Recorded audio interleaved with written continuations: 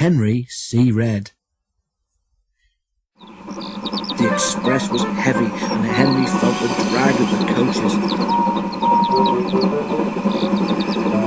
"We'll need help on Gordon's Hill today," remarked his driver. But they were in trouble. Donald, who should have been there to help, had been called away. Without Donald, there was no one to help him on the hill. "Never mind," comforted his driver. "You can do it. You're an enterprising engine, remember?" Henry snorted. He didn't feel very enterprising just then. The men at the works had mended Henry well. His driver gave him as good a start as he could. It was hard going, but now Henry felt fired with determination. "Let them laugh," he snorted.